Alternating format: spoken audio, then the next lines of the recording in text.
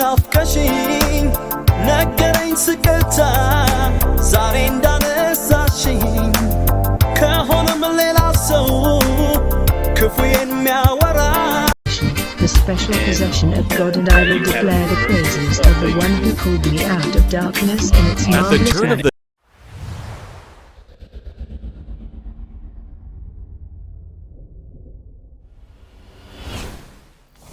Wrapped in gold and exuding elegance, the coveted Ferrero Rocher holds inside it one of the most guarded secrets in the food industry.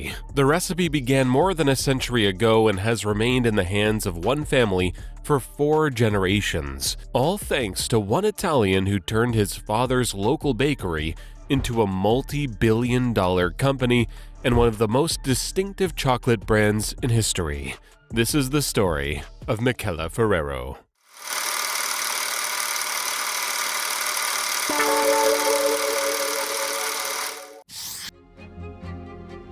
Michele Ferrero was born in 1989 in Piedmont, northwest Italy.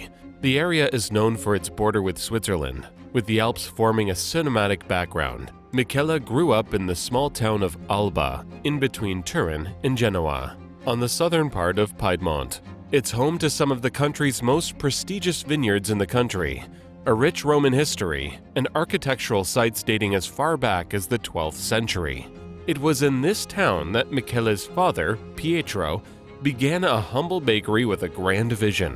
Pietro had been trained as a pastry chef and developed an obsession with finding the right balance of cocoa and hazelnuts, which were easy to source locally. This quest led to Pietro's own version of gianduja, a thick, dark chocolatey paste, which was created in the region, helping to make Piedmont famous for chocolate. With Pietro's recipe, though, which he marketed as pasta gianduja, this creamy spread would go from a regional delight to a nationwide bestseller. Pasta gianduja quickly became a hit. It was packaged in aluminum foil in small loaves that needed to be cut with a knife. In 1946, together with his brother Giovanni, Pietro formed the company Ferrero to grow the business from a pastry shop and small chocolatier into a large company. Strangely, Pietro's best business decision wasn't in his shop at all.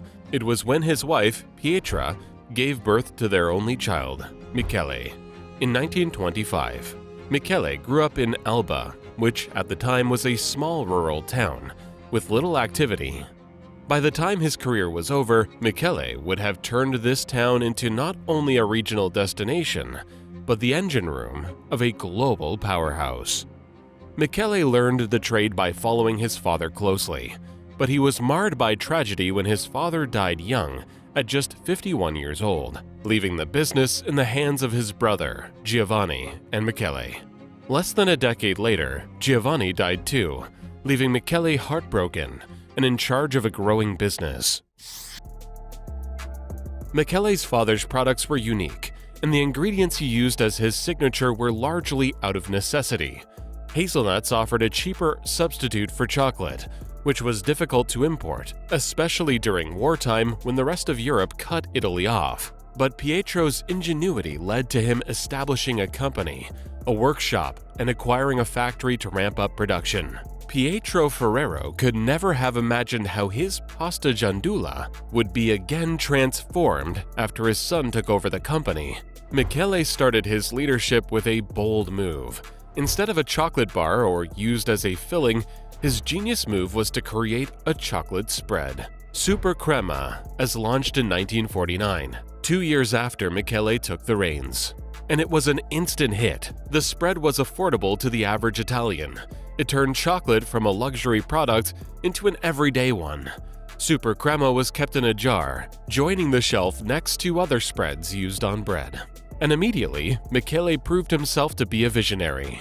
He sent a truck painted in the company's colors, traveling around Italy and giving out chocolate to children. Michele understood what very few of his competitors did at the time, that advertising and marketing could create demand. Within a decade of Michele's leadership, Ferrero had opened up 3 new factories, 2 of them outside Italy. The key to his success was moving into the German market, where he converted old missile factories into candy manufacturers. Michele took advantage of the post-war infrastructure and an increased appetite for confectionery bars, which had developed during the war as rations were handed out. In 1964, Michele made another defining move. He changed the name of Super Crema to Nutella, which combined the English word nut with an Italian diminutive associated with other food like mozzarella, portabella, and citronella. But it wasn't a simple rebranding. Michele had inherited his father's obsession with finding the right balance of ingredients. And when he did, Nutella was launched with a different recipe to Super Crema, one that remains top secret to this day. It is so guarded that there are no media tours allowed of factories, and the original recipe was reportedly once translated into Arabic and locked in an Egyptian vault. This was a product that was widely marketed to all consumers, quickly becoming a favorite of European children. And Michele's masterful stroke of giving the name worldwide appeal opened up new markets. In 1983, he exported the product to the United States, which launched it into a global sensation. Michele saw the success of Nutella but had no intentions of slowing down.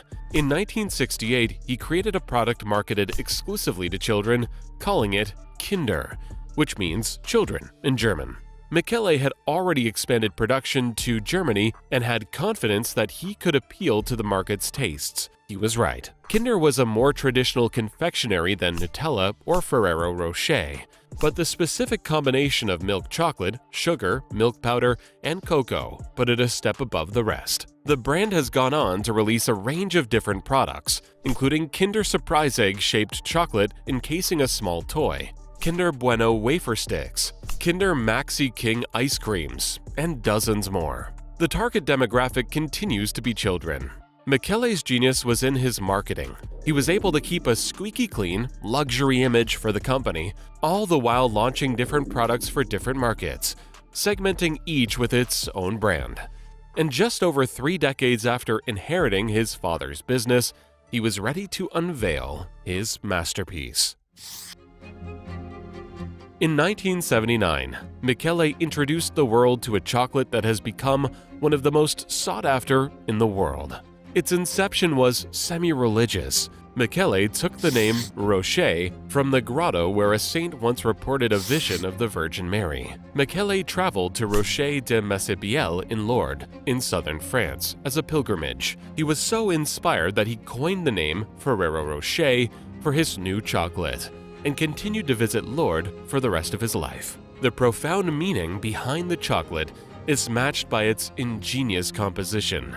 Ferrero Rocher is made up of 3 layers: a full crunchy hazelnut, which is dipped in Nutella, and then wrapped in a wafer shell topped with chocolate and roasted hazelnut pieces. But the candy has also become famous for its 4th layer, the packaging. Each piece is wrapped in gold foil, glued to a paper cup, and stamped with the brand name. This aesthetic makes it a pseudo-high-end product, loosely associated with wealth and decadence. The packaging has become so distinctive that plastic boxes or displays are always made as clear as possible to emphasize the gold wrapping. They have become staples of celebration. More than half of Ferrero Rocher's sales occur in the last 3 months of the year, in the lead up to Christmas and New Year's Eve. And there are now a variety of different flavors too. Michele continued to aggressively globalize both sales and production, spreading Ferrero's products spread to the rest of the world. He diversified the sourcing of raw materials and built up 8 factories across 5 continents, along with sales offices. Michele Ferrero steered his father's chocolate company into worldwide success by fiercely protecting the company's image. He did this by segmenting the company into distinct brands. Ferrero Rocher was a product of decadence and prosperity.